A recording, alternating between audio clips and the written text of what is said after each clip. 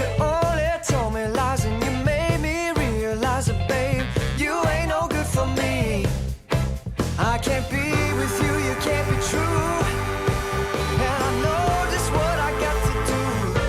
Gonna hit the ground running, running, running just as fast as I can. Gonna hit the ground running, running, running just as fast as I can.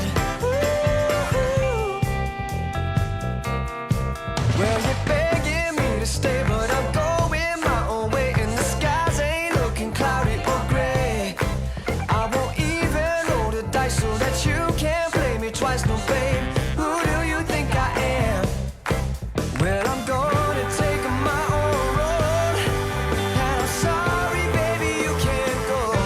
Gotta hit the ground running, running, running just as fast as I can. Gotta hit the ground running, running, running just as fast as I can. Well, I know you say you're sorry and that you do right, but babe, who do you take me for? Yes, I see you crying, but before those tears are drying, baby, I'm headed for that door.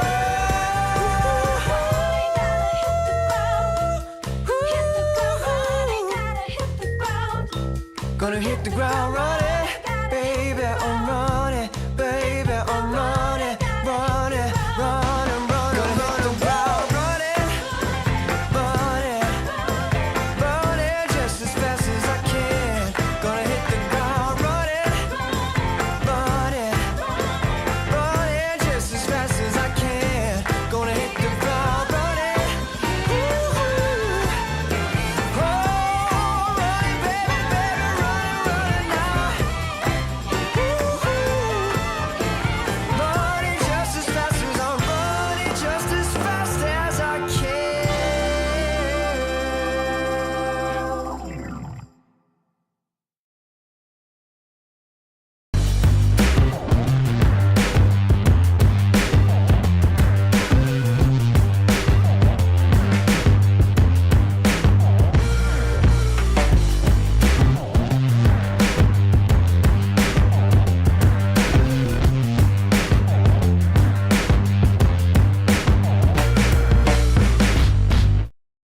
Welcome to WYCD Wicked, that stands for What You Can Do. How are y'all doing tonight? Pinkerbell, hello. Jess Rush, Mars Falcon, hello. John Bailey from San Francisco, California, good to see you. Did I see JFJ Live? I did. Hello, JFJ Live, good to see you. What it do, what it do. Oh my God. Let's get salty. Yes, indeed. Yes, indeed.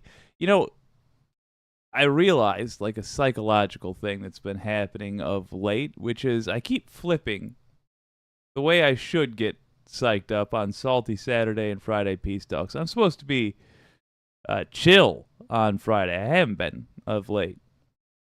And usually when I'm feeling bad about not being appropriately chill, that's when I come up with what I talk about on Salty Saturday. Let me talk about a pitch to right-wingers, and maybe you guys can make it just a modicum less offensive, and try it yourselves in some degree. But I think sometimes, and we're gonna call this an opening monologue here. Hell, we'll even record it this opening monologue. I think that quite often Republicans and Republican voters, this is what I'm talking about, they get tricked by, I should say, Republican voters get tricked by Republican appealing pundits and Republican politicians into creating the very situations that they're afraid of. Here's the deal. Imagine for a moment that you're a sales person. You're a sales associate for a company. We'll get into what it is you sell in a moment, but Uh, there's a lady on your block, in the neighborhood where you live, and you're thinking, my God, I'm a traveling sales associate, and I'm in luck. I got a mark right near home. Barely have to travel today. And when you get to her front lawn, because you mean to sell her a product, another one of your neighbors is standing on the lawn, and they're going, "Hey, Lippy, with your giant lips, why are your lips like that?" And it's horrible. It's horrible for you. Obviously, it's more horrible than the lady, or for the lady who is just going out to get the paper, and somebody's yelling about her lips for some reason. And so you do the decent thing. You gang up with the lady, and you say, "Get the hell out of here, you weirdo. Why are you yelling about people's lips? That's such a weird thing to fixate on. And why do you have a problem with it? And why have you made it a big deal over something that was not a big deal at all? In fact, nobody was thinking about until you got weird about it." And the person scurries off, and you're left there with the lady, and she goes, "Jesus, do you believe that guy?" And you say, "I can't believe that person." She says, "Anyway, what did you want?" And you look down into your sales kit, and you had come there to sell her lipstick. And you say, "Nothing, nothing, nothing at all. If not for that weirdo, you would have had an opportunity to personally profit. But because that person made it weird by getting hyper fixated on something that does not matter, you gotta say, nope, I'm just out for a walk. Goodbye." You come back next week, they're doing it again. You come back next week, they're doing it again, and the same scene plays out over and over and over and over again.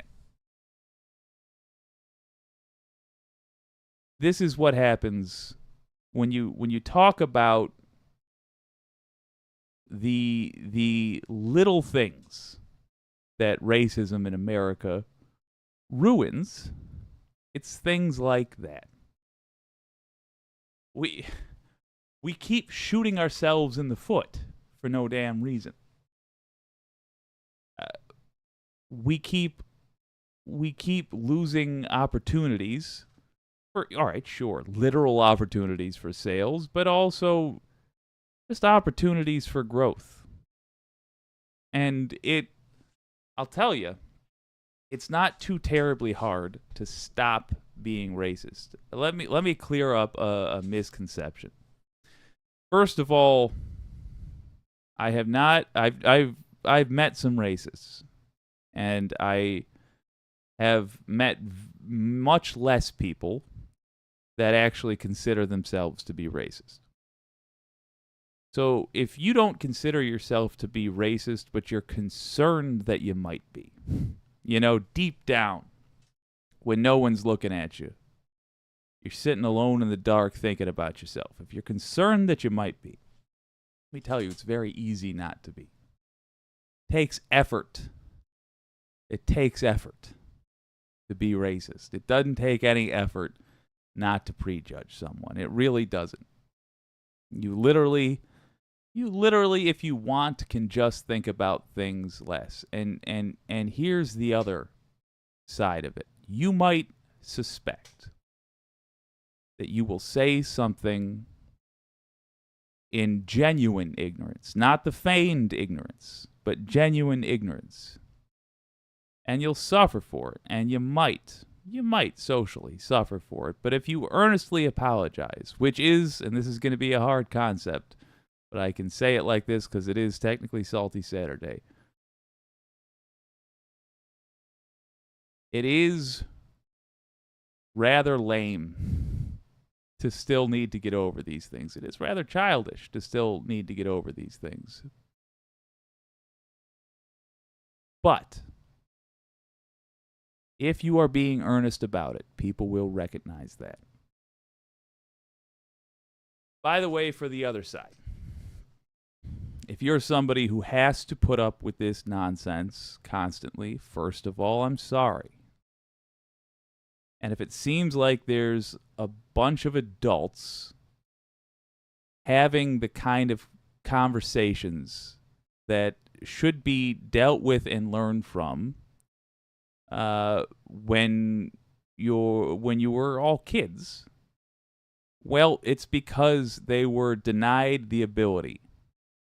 These people, they were denied the ability to have those conversations when they were kids.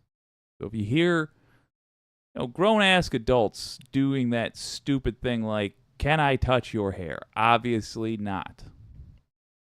But they might ask it anyway. If they, I don't know, what did Nancy Pelosi do? Wear kente cloth and think that's a bold show of support. Understand the chain of events that happened in that person's life that led them to that, and imagine if this behavior, rather than is it acceptable in an adult, is it forgivable in somebody trying to feel out a brand new situation for the first time. One that they were told is a big deal. Doesn't have to be a big deal, but they were told it's a big deal.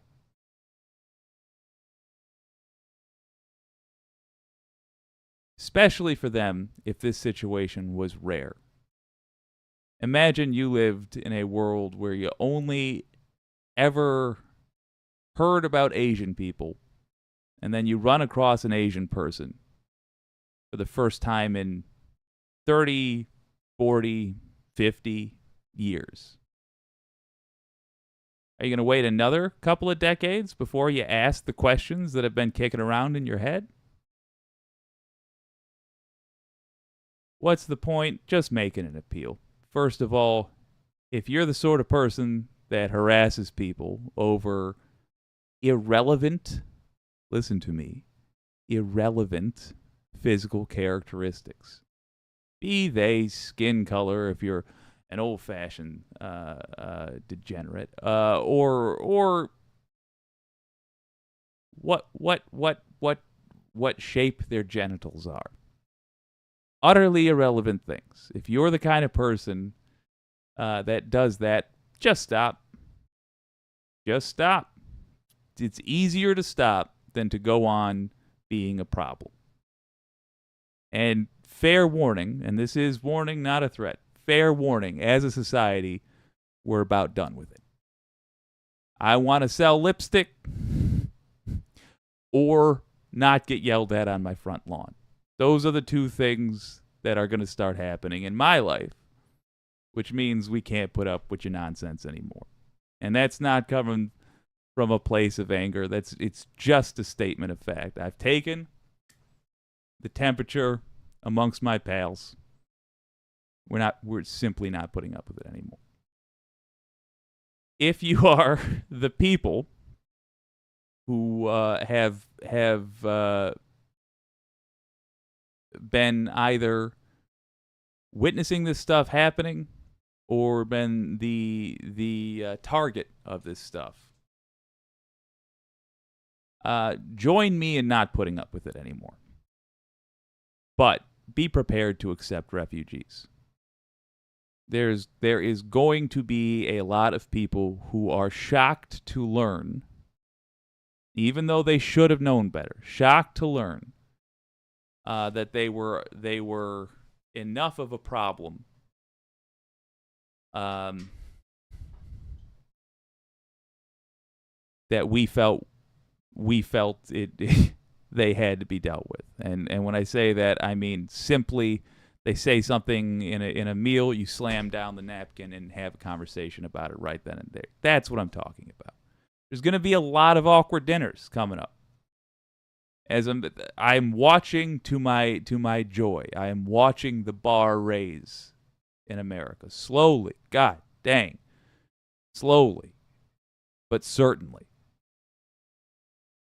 And that's going to make a lot of awkward dinners, and as a result, a lot of people who storm off in anger and then come back hat in hands. And when that happens, be prepared to accept refugees, and remember, most likely they have been denied the opportunity to have child's experiences when they were children. So give them that much. Give them that much sympathy. And deal with them as such. Explain things slowly and patiently, and they will eventually get it. And it doesn't mean it's right. It doesn't mean that's what you should have to do. But it is what you have to do. So prepare to do it.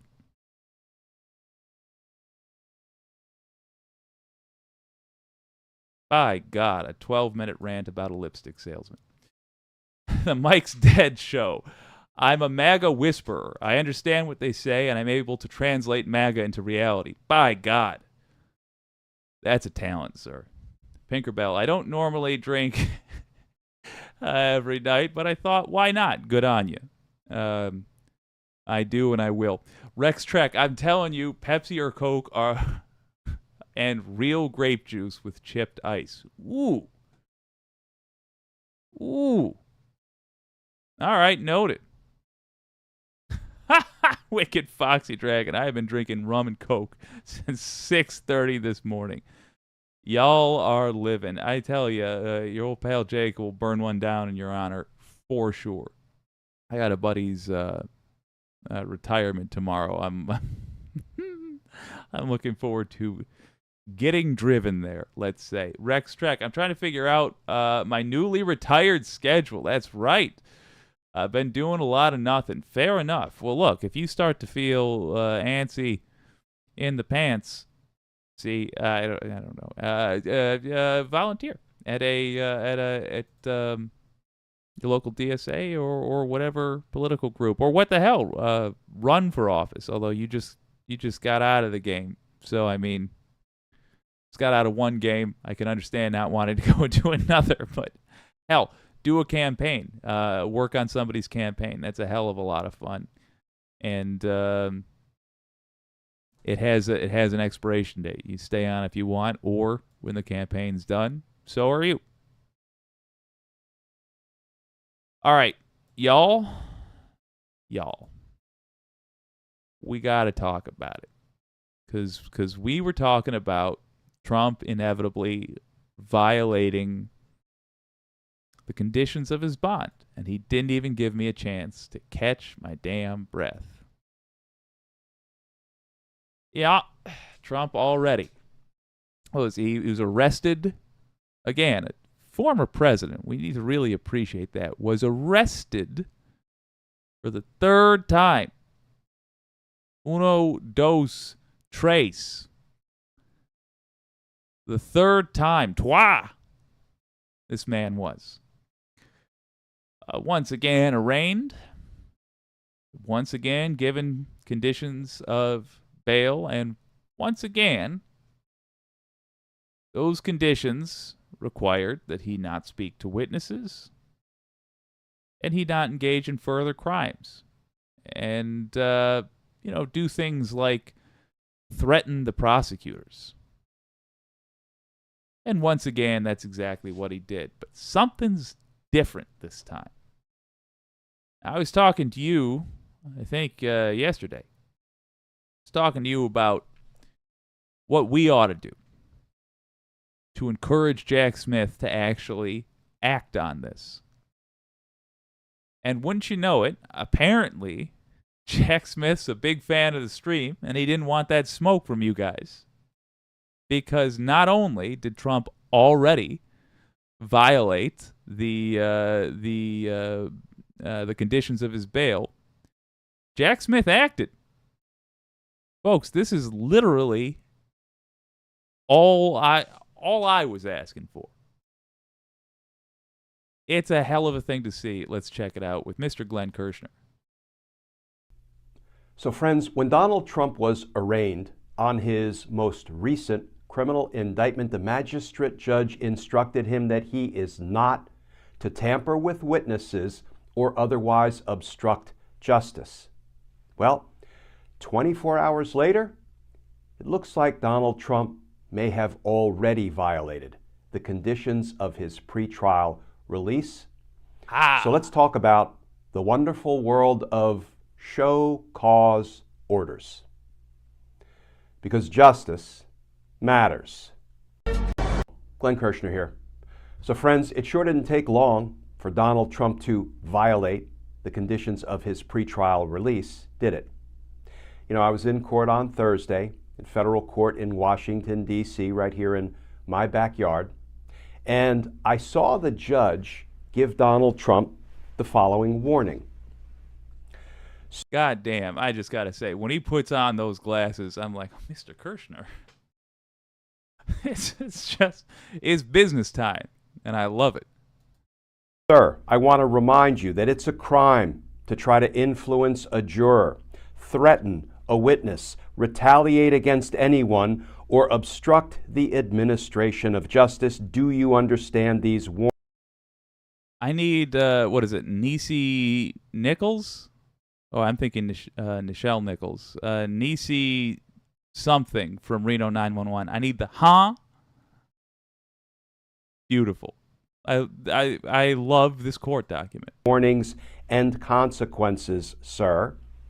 And the defendant, Donald Trump, responded, yes. And then, not 24 hours later, Donald Trump posted the following: if you go after me, I'm coming after you. And special counsel Jack Smith had a little something to say about that. Here's the new reporting from NBC News. Headline: Special counsel cites threatening Trump post in request for protective order in election interference case. And that article begins, federal prosecutors on Friday asked the judge overseeing former President Donald Trump's election interference case to bar him from publicly disclosing some of the evidence gathered during their investigation. In a court filing, attorneys with the special counsel Jack Smith's office requested that U.S. District Judge Tanya Chutkin ensure that sensitive materials are used by Trump's defense team for only the trial, and that the former president view the materials in the presence of his lawyers. This from the prosecutors. Quote, all the proposed order seeks to prevent is the improper dissemination or use of discovery materials, including to the public, they wrote. Such a restriction is particularly important in this case because the defendant has previously issued public statements on social media regarding witnesses, judges, attorneys, and others. Okay. It is worth noting he doesn't have he does have a conviction record if you're counting civil cases. But look, Donald Trump has not done prison time yet. But this man does have an arrest record. Let's be just crystal clear about that. He's got an arrest record. Imagine for a moment he was a black guy who put up drywall for a living. Now imagine how he'd be treated. Third round. Third item he is in federal court for. Federal court. How would he be treated? So this is, I mean, it's shocking to me. I'll forgive the fact that they didn't say, and we're gonna have you do a drug test as well. All right. David Feldman brought that up recently. All right, I'll give him a pass on that. because of stuff like this. They're acknowledging that the defendant, Donald Trump, has previously issued public statements on social media regarding witnesses, judges, attorneys, and others. Now, it annoys me a little bit that they did not find a way to include we the people there. But okay, they got to keep it to the matter at hand. Fair enough. Fair enough. That's just the non-lawyer that I am, having the ignorance to think that the those in the legal profession are supposed to protect us and maybe even serve us. But regardless, the fact that they are willing to be frank about his history of doing this, to acknowledge his history of doing this, and slap a warning on him is great. Now, you'll see what Trump said in a moment, and he gave himself wiggle room. But I note Trump felt the need to give himself wiggle room. The folks of this political mentality really require structure. They require cause and effect. They cannot be trusted to do anything on their word or because of morality or even more universal things like honor. Can't be trusted in that regard. They need the consequences laid out for them and followed through upon. Otherwise, if the consequences don't happen, in their minds, the rules aren't real. Let's let him keep going. Associated with the legal matters pending against him. Prosecutors went on to say that Trump had written multiple posts that mentioned or implied the case, including one that appeared on... I'm sorry, I just realized I misspoke. Jack Smith. I'm apologizing to Jack Smith yet again. He's acknowledging this. That said, in the court order, they also acknowledged that Trump has a history of doing this, although I have to give credit to whoever the hell the last judge was as well, because they also included that. And at this point, the fact that I can't tell you if it was the civil case with E. Jean Carroll or the other Jack Smith federal case regarding the documents, boy, tells you what kind of guy we're dealing with. His Truth Social page Friday afternoon that read, "If you go after me, I'm coming after you." And there it is. Trump's use of details or grand jury transcripts obtained in discovery could have a harmful, chilling effect on witnesses or adversely affect the fair administration of justice in this case, the prosecutors wrote. And now, the presiding judge, Judge Tanya Chutkan, working on a Saturday, issued an order. It is hereby ordered that by 5 p.m. on August 7th, 2023, defendant shall file a response to the government's motion for protective order, stating defendant's position on the motion. If defendant disagrees with any portion of the government's proposed protective order, his response shall include a revised version of that protective order with any modifications in red line, signed by Judge Tanya S. Chutkan on 8/5/2023. I'm going to skip over a big chunk of this and sum it up as such with an attaboy to Jack Smith and Tanya Chutkan. The Honorable Tanya S. Chutkan. Jack Smith, way to stick to your word. Good man. Way to actually make some demands for this person following the rules like the rest of us. Good. Tanya S. Chutkan came in on a Saturday. For somebody at the top of their profession, boy, that's rare. Good. These are people that are taking this seriously. Now, did she say, that's it, we're throwing Trump straight in jail. No. What are the things she can do? Well, she has that option. She has the option to throw Trump in jail.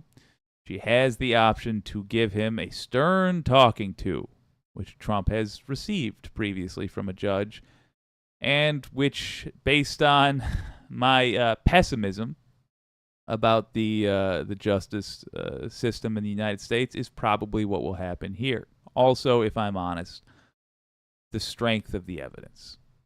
He can theoretically say, I was talking about the Republican debates.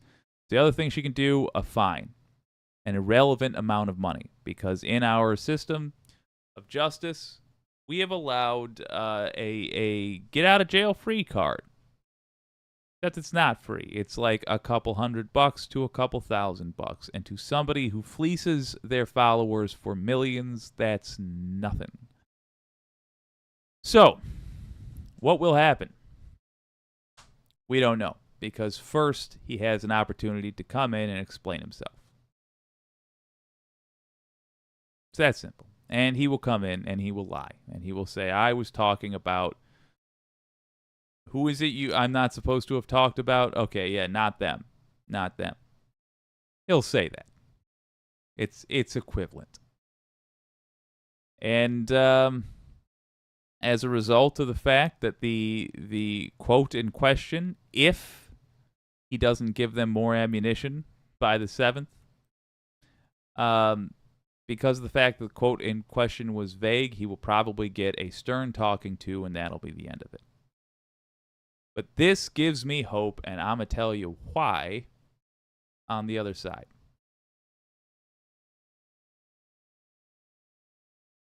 This gives me hope because they're taking him seriously. He stepped out of line, and they jumped right on it. It has annoyed me quite a bit, and for some time, that in the United States, you and me, we're supposed to be the first in line for danger when it comes to these people. You got a psychopath with an M16 firing it into the air, training with their buddies because you're watching it every weekend because your property is next to theirs. Nothing happens to them until a bullet goes through your window and wings your spouse. These people in the Department of Justice, they're surrounded by people who are professionally armed, as in they are legally allowed to carry guns, they are supplied with those guns, they have the authority, crucially, to use them as they see fit. They're surrounded by people like that. But they get the stink eye put on them, and suddenly there's consequences. Look, in this case, it's great, because it used to be, if the person was powerful enough, there was no consequences at all. I'm just saying we largely see how it works now. And I think that the Department of Justice understands what is happening with the American people. We are finally looking at them and asking some fundamental questions about how they work.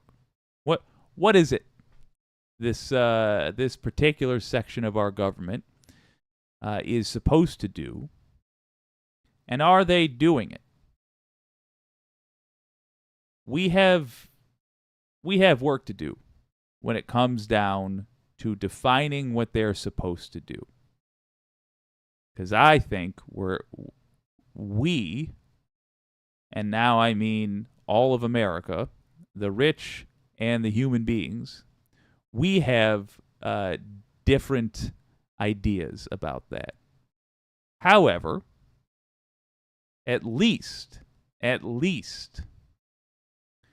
they understand now that they're being looked at, and they are going to do the things that they are supposed to do according to the letter of the law. That includes holding Donald Trump responsible when he steps out of line like this. He was not supposed to threaten any of them. That's exactly what he did. If he were not rich, if he were not Republican, if he were not white, if he were not famous, that he would have been dealt with by the local cops.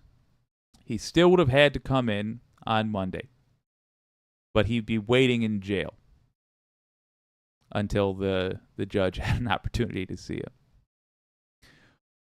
Or hell, he wouldn't have been let go in the first place. But this is progress. This is good. I'm salty. I'm allowing myself to be, I'm going to use a scientific term here, a negative Nancy. But this is good. And there is nothing that Donald Trump hates more than being treated, the absolute indignity of being treated like you and me.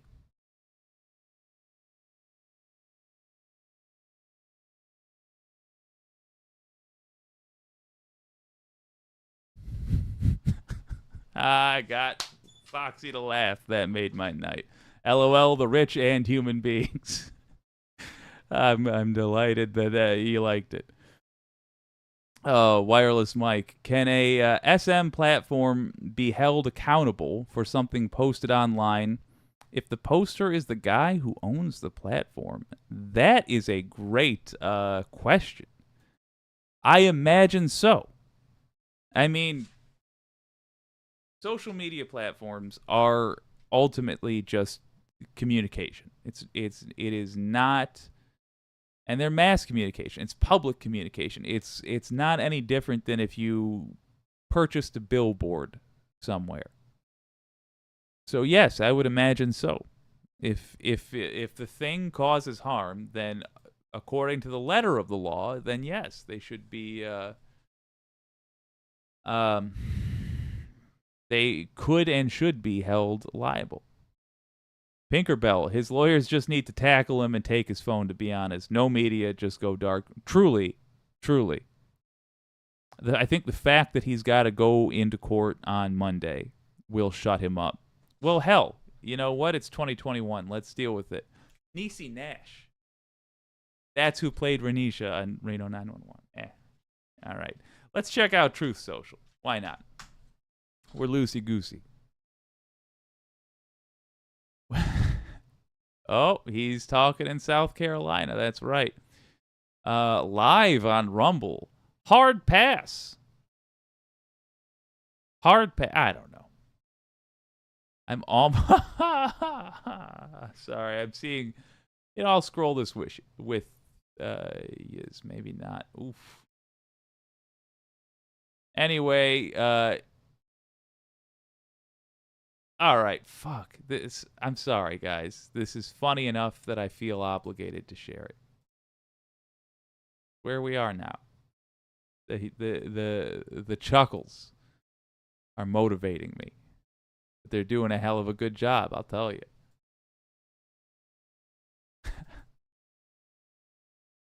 Oh, please work. Of course. All right. Transitioning. There it is. You see this? This was on Donald Trump's True Social account. Going pretty hard on Ronnie D there. Ooh, lordy Lou. Look at that. So he circled that there were 10 watching. Just 10 watching presidential candidate Ron DeSantis' stream. I mean, he's got a point. Your old pal Jake's doing better than that. And I was trying to think about a joke about how I'm somehow running for president, but I got nothing. Anyway. No, the point is Donald Trump is not mouthing off about the judge because he's actually seen a whiff of consequences. My God. I don't know how y'all feel. There was like 12 people at that rally. Ooh. This guy is a maniac. Donald Trump lashes out at Jack Smith at event. Son of a bitch. I genuinely hope this guy talks his way into a jail cell. Here's how Glenn Kirshner ended that last video. And I regret not showing you. I'm one to talk, but he took too long to get there. He ended it by saying the question is really whether Donald Trump will go into a jail cell, after his trial or leading up to his trial. And I think that is really that's it. That's it right there. He has pretty much thrown in the towel on actually arguing this thing in a court of law. And you know what? Feelings aside, personal distaste for the Cheeto dust Fuhrer aside, that's the right move. He has the minimum sentences for these things, or the, let's say, the plausible sentences for these things, are basically the rest of his natural lifespan. I mean, we're talking measuring in the tens of years, decades. And he did it. Like, he very obviously did it. He doesn't have a defense that will work in a court where you have to say things that are true. So if his goal is to avoid prison, he is doing the correct thing, which is try like hell to win the election and pardon himself. And if you want to make sure Donald Trump rots in prison where he belongs, don't let him win that election. Make it very clear. I was talking to a trusted advisor here, our old pal Foxy, about this a little bit ago, a little bit earlier. And when you're talking to like Cornel West fans, and you're talking to folks that don't generally follow the strategy of politics all that much, or the people that just are going to have a chip on their shoulder about Joe Biden, first of all, accept that they're not wrong. Fundamentally, at their core, they're not wrong. They're just expressing frustration with the fact that we do not have a left-leaning party. Like, I mean, there's left-leaning people within the Democratic Party, certainly, but we really don't have a party which, as a whole, pursues leftist policies in the United States, and that is what they're annoyed by. And they're annoyed that Joe Biden gets credit from Republicans, but still, Joe Biden gets credit for left-wing accomplishments when we're fighting him as much as we're fighting Republicans. That's what they're angry about. I would suggest to you that you acknowledge that, and you don't try to motivate them by their love of Biden, but you try to motivate them by the reality of what Donald Trump is. And oh, what the hell, since we're talking about it, let's look at what the reality of Donald Trump is. I'll even record it and maybe put it online and then get 1 million subscribers and buy a, I don't know, Ferris wheel. Let's have no illusions about what we're dealing with Trump and with his supporters. If you're somebody that doesn't like Biden, Lord, I understand. I get it. We are going to have to deal with the tools we have. We're going to have to build an America with imperfect tools, let's say that. Biden is one of those tools. But Trump's a tornado. And there's people out there cheering on the wind. he will tear down this mother. He has absolutely no interest in a democracy. He has no interest in your opinion, America. If Biden wins, what do you get? You get an opportunity. That's all. Hard to motivate people for that. You get an opportunity to bully a politician, to push him, to actually be able to embarrass him with a protest, rather than make him excited for an opportunity to treat you cruelly with police and please his base. No, you get somebody who will be looking to make a legacy in their second term as president, and who will be willing to say, well, I don't need these donors who are bribing me anymore. So now what I'll do is something worth a damn. And you, the voter, can tell him what to do, and you will get in exchange for that a watered-down version of it. But understand what Trump is offering. Understand what MAGA is hearing and what they're cheering for. Have a look.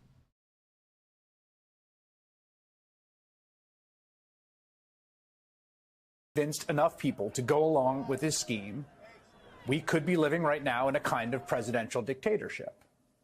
And he has explicitly said and signaled multiple times that he is running again to finish the job.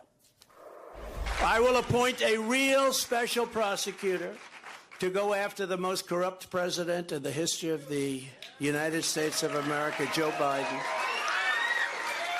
and the entire Biden crime family. Name a special prosecutor. And all others involved with the destruction of our election.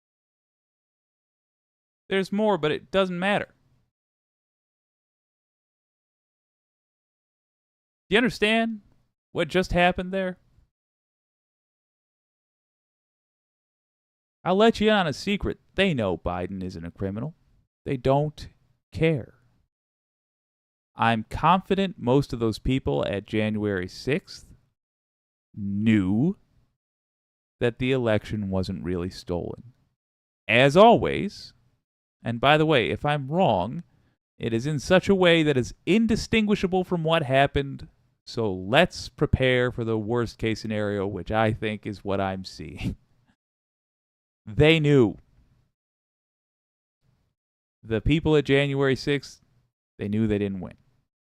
Why? Because I was reporting on it at the time, and none of them could keep their story straight. And don't you just think, if that was you, you would turn to your left and right, and you would ask the people amongst the crowds with you. The only riot was not January 6th. There was riots on election night. Don't you think you'd ask them, why are we doing what we're doing? What is it we think happened? How come we all think something different? There was folks chanting to stop counting the votes in one place. There was folks chanting to keep counting the votes in another place. Antrim County, Michigan was one such place. Detroit, Michigan was another.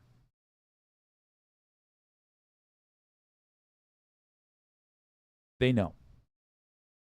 We keep trying to explain to them the truth. They don't want to hear it. They know what the truth is. You just heard Trump say he's going to go after Biden. What did they say? They said lock him up. What happens if Trump wins? We lose democracy. We got the brown shirts already.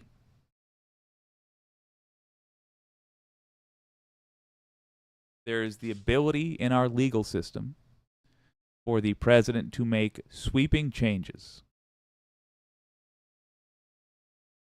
There is the entrenched wealth of this country, which will go along with whoever promises them that they can keep snatching money out of our pockets. If we lose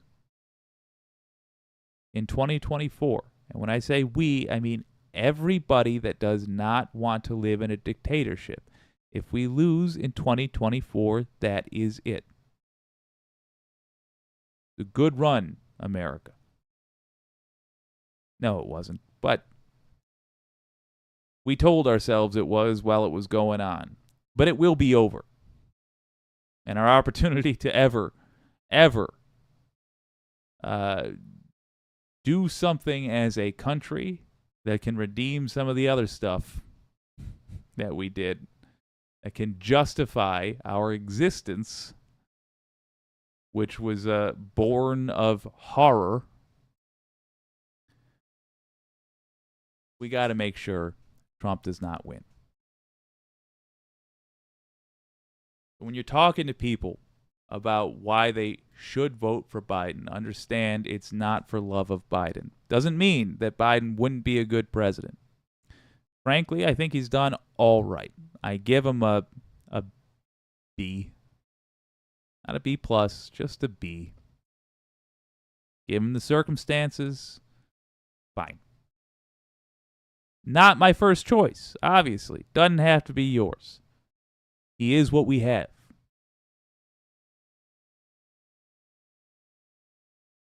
We'll use him.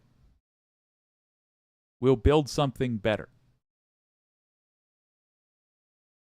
But first, we got to deal with Trump. We need to make sure he does not get the Oval Office ever again. One way to do that. Vote.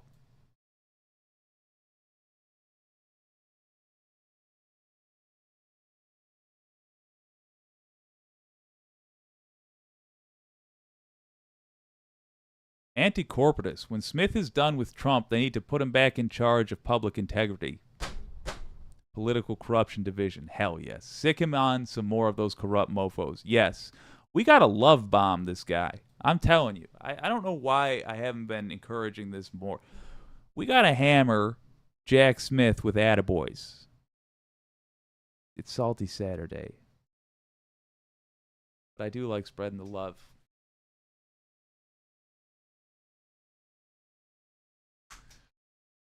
Special Counsel Jack Smith. Yeah, if you want to tell him, I'll just drop it for the live chat. How about that? If you want to tell him attaboy, that's where you do it. I mean, unfriendly atheists, vote blue and be progressive as absolutely. Absolutely.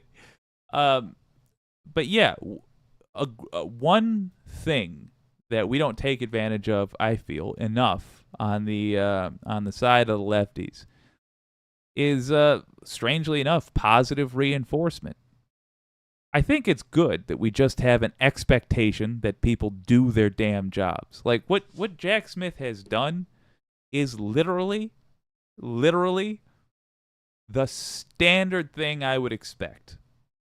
From the point he became special counsel and I learned of his existence, it is the standard thing that I would expect for him to do. Right down to his recovering from a leg injury. I was like, all right, well, give him a couple weeks, let that bone heal up, read some files. He has been working hard, doing a good job. But I think as lefties, we have an understanding of, a better understanding at least, of what the government's supposed to do, and that's just what we expected. But it's easy to forget.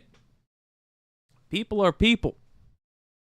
Even prosecutors, even people that work for the government and vacation overseas. I mean, he likes to hear that people like him.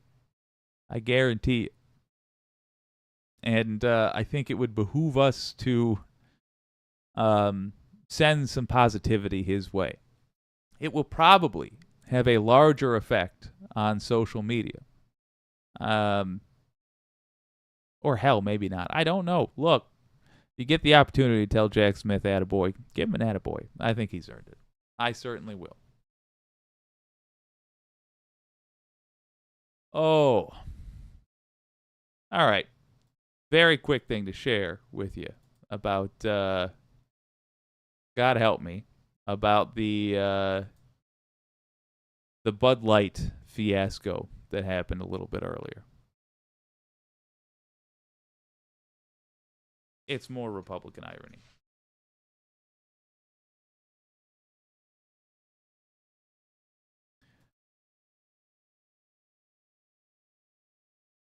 One will hope that... there we go. Well, y'all, I'm sure, remember that some trans gal, I don't recall the name, got a can of beer with her face printed on it because Bud Light is in the business of selling beer for money. And she was a popular social media person, so they put her face on it in an attempt to sell more beer and get more money. The right wing chose this as one of their targets for harassment because they are determined to make sure that trans people get erased. You know, like how the Nazis started off by burning literature that mentioned Jews. Oh, wait, I'm sorry. That's what DeSantis is doing. In this case, it was the promotional beer cans that they weren't having. Same goal. Same goal. If you acknowledge that trans people exist, these goddamn heathens will make a big fuss about it. Here's a little bit of redemption here for Pod Save America. Here's Pod Save America talking with our man Brian Tyler Cohen about it.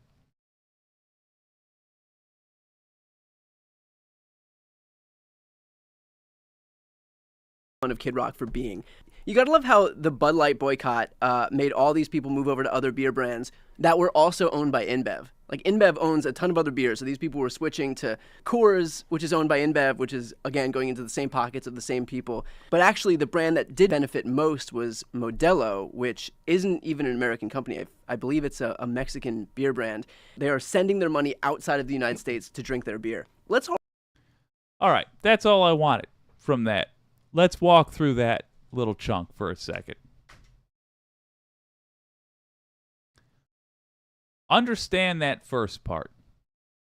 If you're a right-winger, or rather, let's understand this as ways we can communicate with right-wingers. Set aside the fact that trans people are people, and you don't treat people like this.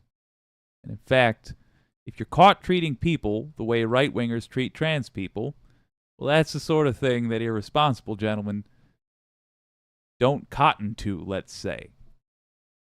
But, assuming you're having a conversation, you want to sway somebody's vote and actually accomplish something in the world. Do some good. Point this out right here. Set aside the trans thing and point this out. Boy, monopolies aren't good, right?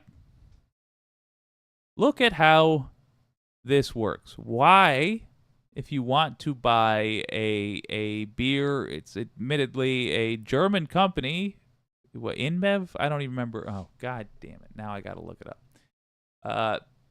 Why are there not multiple? Why are there not multiple American beer companies? Americans are almost as bad of drunks as the English. Why are we not? I know we have these microbreweries. Why is it so hard to boycott one beer that you think you're buying their biggest competitors? Coors Light, Miller Lite, you think you're buying their biggest competitors, and no, you are buying from the same Belgian beer company. Then what happens? Right-wingers? Try again.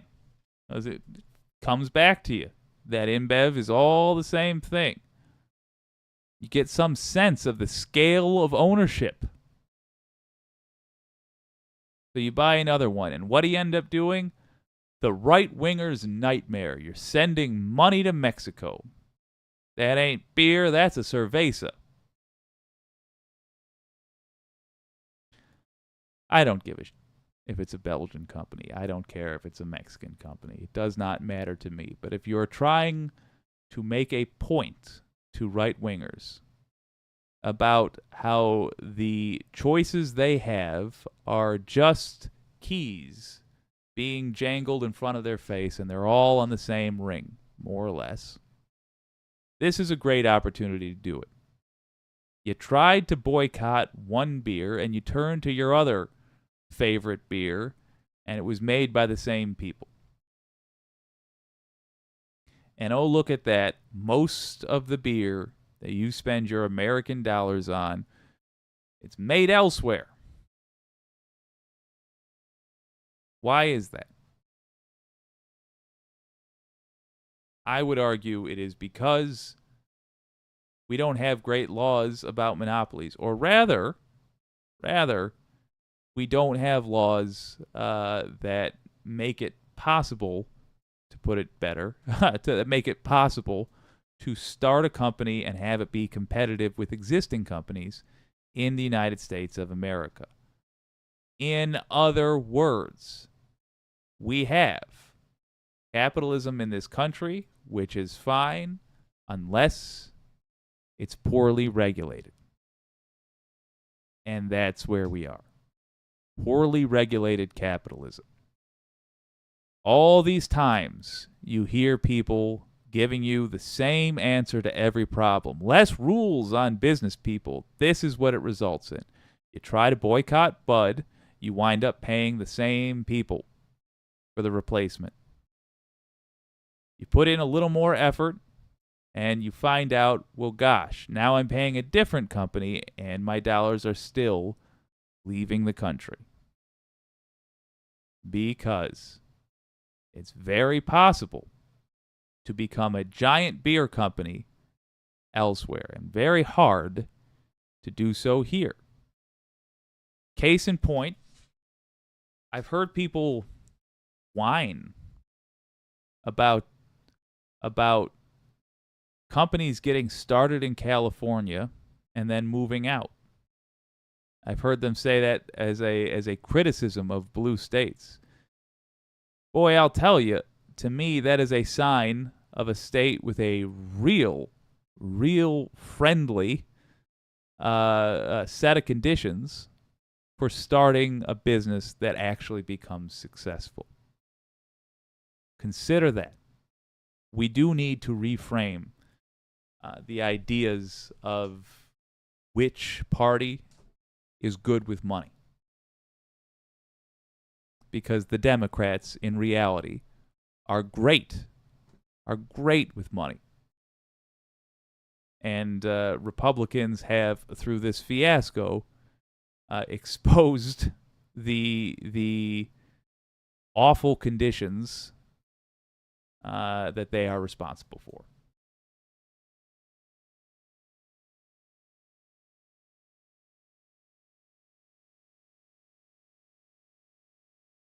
Now, if I'm honest, according to this background of InBev, the company was founded 800 years ago. It's an old company, granted. But still, the East India Trading Company was a juggernaut once upon a time. I don't foresee it buying out anything in the U.S. anytime soon.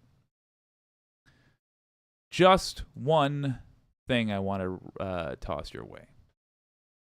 One little itty bitty thing that I'm very excited for. In fact, I would say it will actually get me to watch Fox News. Lord Almighty.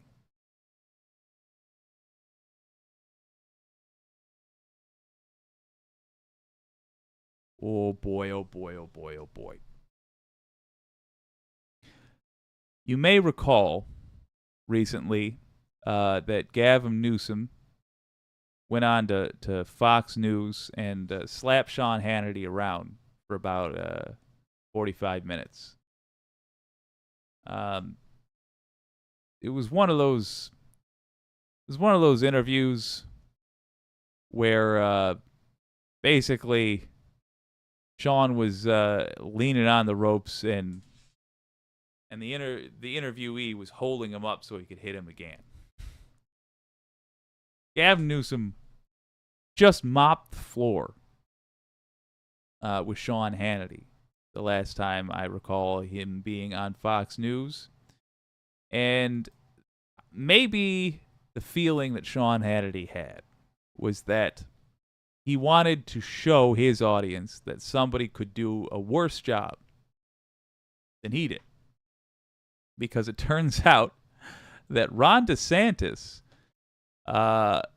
is going to debate Gavin Newsom on Fox. That's ill-advised. Oh my God, that's ill-advised. I have so many questions. Who told Ron DeSantis? Who hates Ron DeSantis so much that they told him this was a good idea? Whoever in his ring turned to Ron DeSantis and said, you should do this. They clearly don't have the guts to quit, and they want his campaign to just be over. By God. Let's dive in. The California governor has been trying to get his Florida Republican counterpart to engage. On Wednesday, he got it as Ron DeSantis agrees to debate Gavin Newsom on Fox.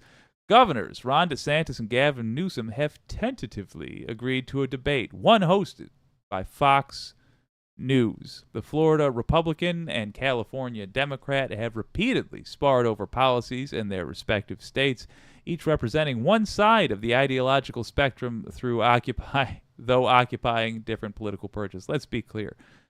Gavin Newsom, with his unfortunately the syllabic name,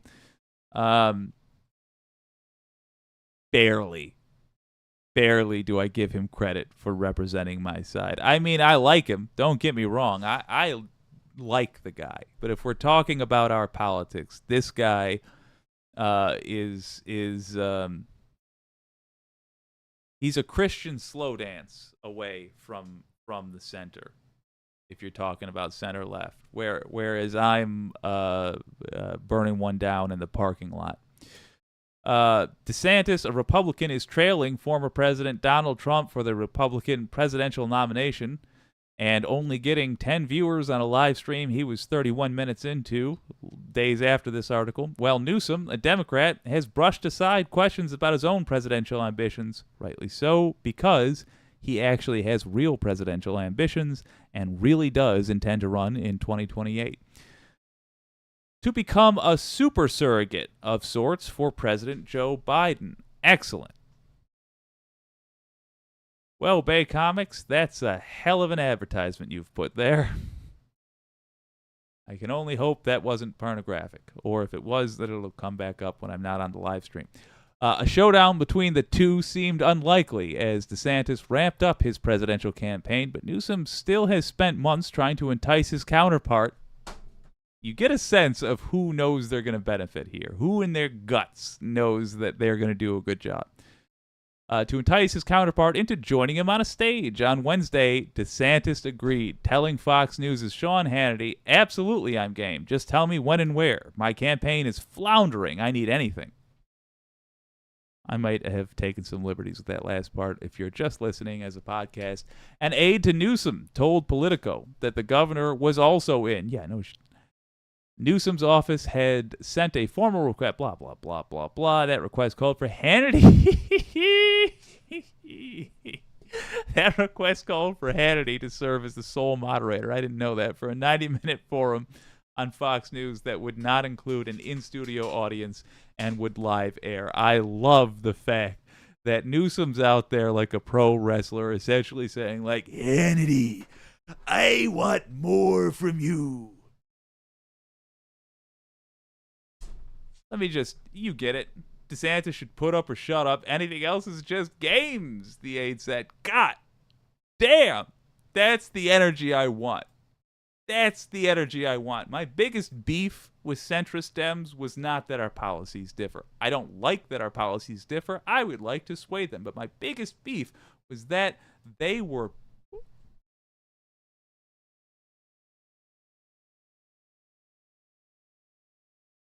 But no longer, apparently. Apparently, they found that backbone, and my God, it's a fine one. It's a fine one. Let me give you some predictions. Gavin Newsom is going to fold Ron DeSantis' suit while he's still in it. He's gonna rattle his teeth.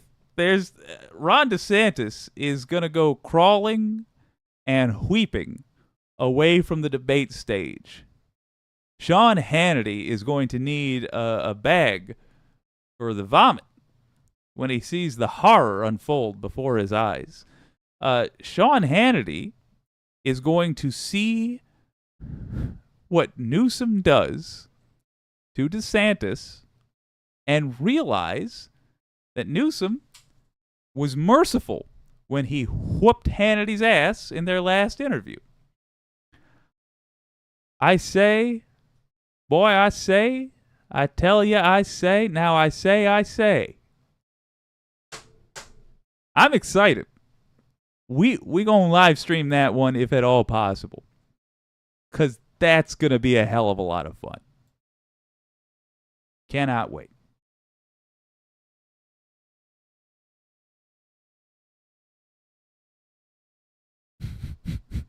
Christy Zilkowski. Was that Macho Man Randy Savage I heard there? Yeah, it's been a weird week. Yeah, that very much was. John Bailey, Newsom 2028. Honestly, maybe. I worry, though. I do worry. I stress that our politics are different, and just because he's an effective communicator and we are incidentally on the same side right now, understand that effective communicator might not be on our side in 2028. Let's look at that primary field first. But I wouldn't be bummed out. Pinkerbell, I cannot believe DeSantis didn't just wait until 2028. He's 45 years old, for sake. He's got time. Oh, yeah. I also think, though, I truly think, I mean, you're right. Of course you're right. To give some sympathy to him, even though he does not deserve it. Why did I leave Truth Social open? I'm sure I'm inundated with viruses now. To give some credit to him, I think he knows damn well he has no personality, and he was not going to get the kind of boost he got organically. I also think is as evil as he has a kind of low cunning, and I think he understood that the only way he gets into power is in an environment like currently exists. Right now, I would say we are in a proto-fascist state, chugging right along to fascism. It would be accurate to describe us as an oligarchy. But in any other country, we Americans wouldn't hesitate to call it an oligarchy. The very same conditions. In fact, we have. That's where we are now. And he knows he can only survive here or in a full-on fascist autocracy. So, he's not going to his personality will not take him anywhere. It closes doors for him, and rightly so. It demonstrates that people have eyes and ears that function. So I think he was riding this wave with the hope that he would be able to just offal his way into the White House and then flip the switch. That's it. We don't need any more elections. One's enough for me, please and thank you. Presidential-wise, I'll tell you when it's safe to have elections again. When it's safe to have elections again. figure out what's going on with these darn Democrats rigging the polls. These Democrats keep rigging the polls and making it look like people vote for them. When that stops, then we can have elections again. And you can vote for whoever you want, be it me or, there's no point in coming up with another example. Obviously, you love me. I am Zafira. That's just my pure speculation. But. Truth, Senchel, says Wireless Mike. Yes. True Social, it'll give you a cold sore. Oh, it's probably true. Domenico, hello, good to see you. Anti-corporatist, Newborn was my favorite mayor for a while. He's all right. Sold out to real estate and other special interests, though, but what else is new? Yeah. You know what? No. I got a story for you. I got one for you. Allow me to offer you a vision. Fuck. I gotta record this. This one's from my pal Wireless Mike. Allow me to pitch you on the idea that local politics can actually be fun. Like, you put somebody who genuinely represents your feelings in office, be that your friend who you convinced to run for office and you worked on their campaign to make sure they got it, be that you. There's a way to ensure someone with your ideals holds local office. Or just a candidate you believe in. When that happens, life is genuinely better. You get to see things done around your home and feel for the rest of the year, you get to, or the rest of the 4 years, you get to feel the results of your work during election season. That's a hell of a thing. And you want to know why Republicans are so often out there just habitually? They don't need to drum up all the effort it feels like leftists do. It's because they concentrate on local elections, and to them, they feel it all the time. We can feel that way. Let me tell you about the town in which I live. Dearborn, Michigan has the highest population of Lebanese folks outside of Lebanon. Fun little fact. In a city. Despite that, you should know it's America in the 21st century. So it took Dearborn a while to get a mayor that represented the population, let's say, in terms of demographically. We got one. And he's a hell of a guy. His name is Abdullah Hamoud. And he's cold as ice. And a hell of a lot of fun. Here's how he dealt with a local trash problem. Now, let me put down the article. I'll tell you just as before I refresh, as I recall it. This happened rather recently. He was out in the park giving a speech. And he essentially just asked the people of Dearborn to take care of the park. He said, treat it like it's your home.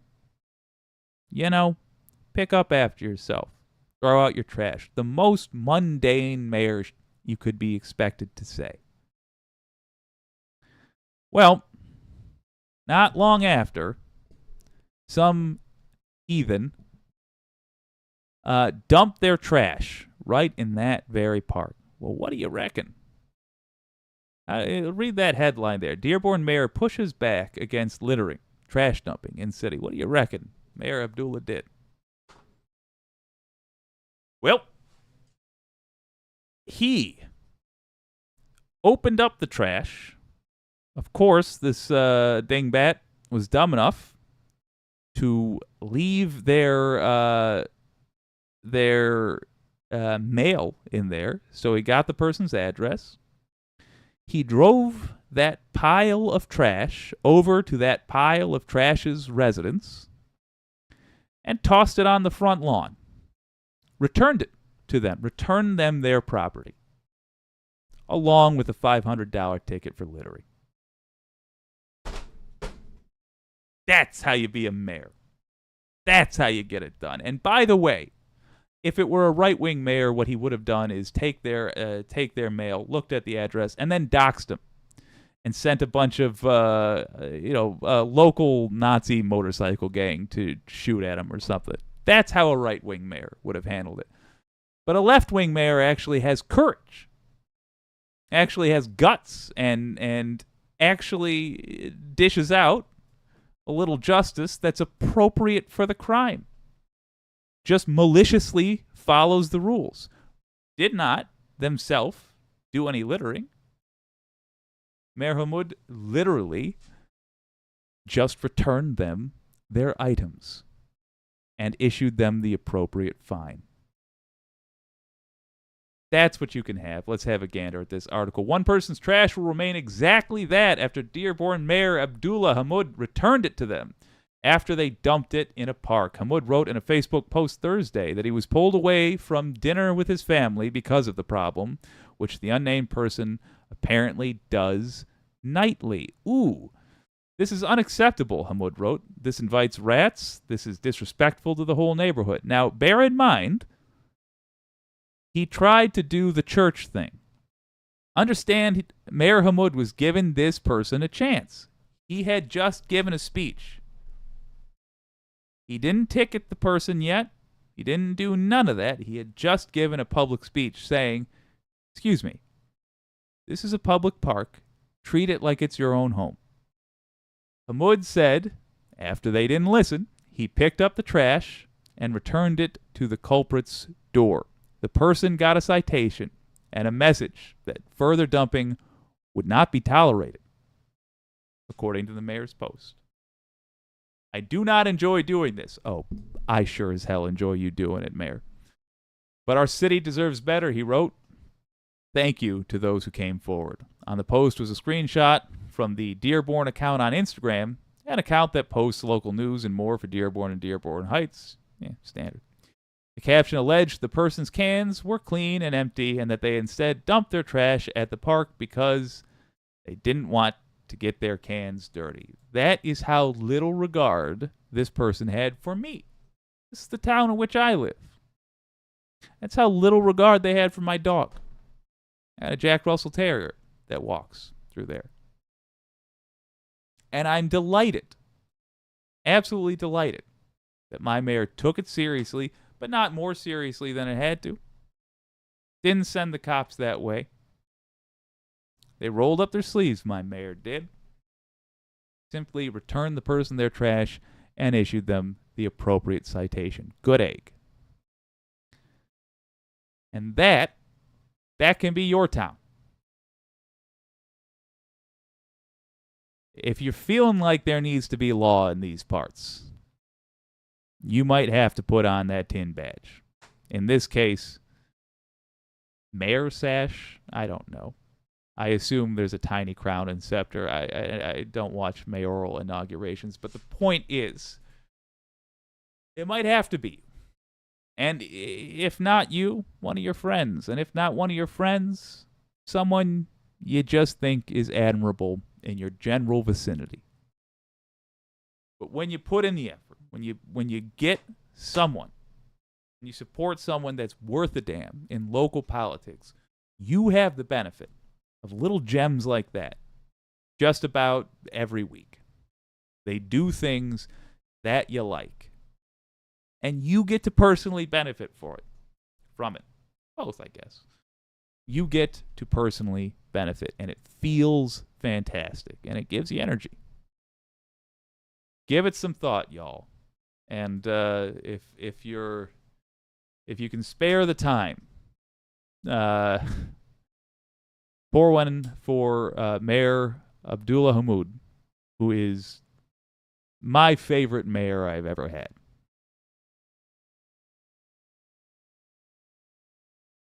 To be fair, the last one was Kwame, I think.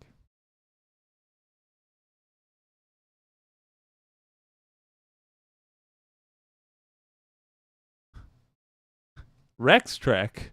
I misread you. Yes, Jack Russell. Jake Russell. Ha! Aye, he's my Benny lad. And he's a wee little Scottish terrier. Well, I don't mean to say he's a Scottish terrier. I mean he's a Scotsman who is a Jack Russell terrier. Aye, he's a Scotsman. Oh, folks, I had a blast hanging out with you tonight. But I think that's it. Talking about local politics, it's time.